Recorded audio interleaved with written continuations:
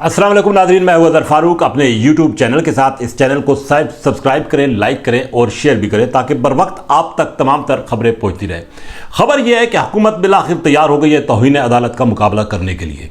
जी हाँ, 10 अप्रैल को अगर हुकूमत की तरफ से 10 अरब रुपए इलेक्शन कमीशन को जारी नहीं किए जाते तो इलेक्शन कमीशन 11 अप्रैल को ये रिपोर्ट सुप्रीम कोर्ट में जमा कराएगा और सुप्रीम कोर्ट की तरफ से तौहीन अदालत की कार्रवाई शुरू हो जाएगी।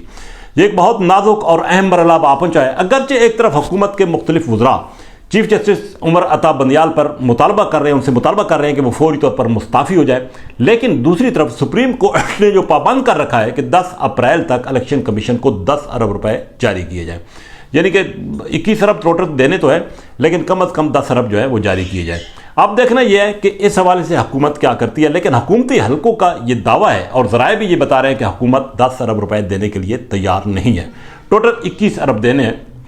अभी चूँकि KP का इलेक्शन जो है उस हवाले से जो अनाउंसमेंट है तारीख की वो बाद में होनी है, लेकिन वज़ीर ख़जाना इसहाक डार ने आज प्रेस कॉन्फ्रेंस की है। उनका ये कहना है कि 35 अरब रुपए की पत्नी कितने वो मरदमशुमारी के लिए जारी कर दिए गए हैं। उन्होंने गोल मोल बात तो की है, लेकिन उन्होंने क्लियर नहीं कहा कि हुकूमत की तरफ से या फाइनेंस की तरफ से इलेक्शन कमीशन को पंजाब में इंतखाबात के लिए फ़ंड्स जारी किए जाएंगे।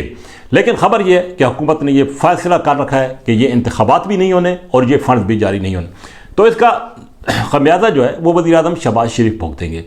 बिलाशुबा ये कोशिश की गई है कि कैबिनेट और पार्लियामेंट के कंधों पर रखकर यह मामला आगे बढ़ाया जाए, लेकिन अल्टीमेटली नुकसान शहबाज शरीफ साहब का होगा।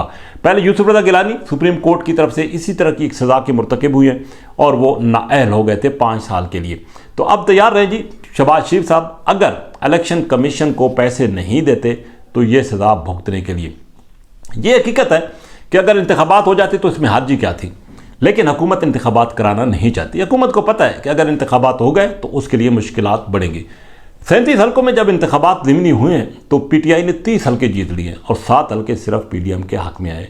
इंतहाई अनपॉपुलर हो चुकी है PDM अपनी महंगाई की वजह से, अपने इक़दामात की वजह से, अपने कारनामों की वजह से।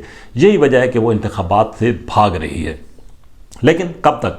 एक दिन ये इंतखाबात होने हैं। अगर जितने इंतखाबात आगे चले जाएंगे इतनी ही दलदल में PDM फंसती जा रही है।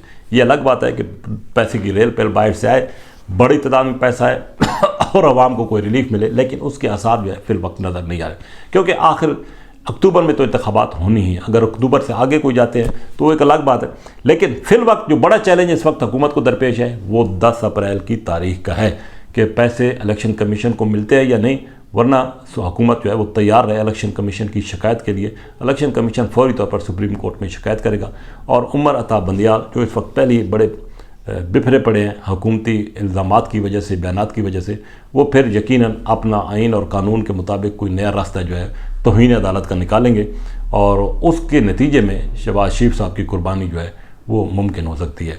बहरहाल 2-3 दिन अहम है, सब कुछ सामने आ जाएगा, लेकिन पेश की बता रहा हूँ कि हुकूमत के इरादे जो है इंतखाबात कराने के हवाले से भी ठीक नहीं है और इलेक्शन कमीशन को फ़ंड देने के हवाले से भी। इसी के साथ इजाज़त, अल्लाह हाफ़िज़।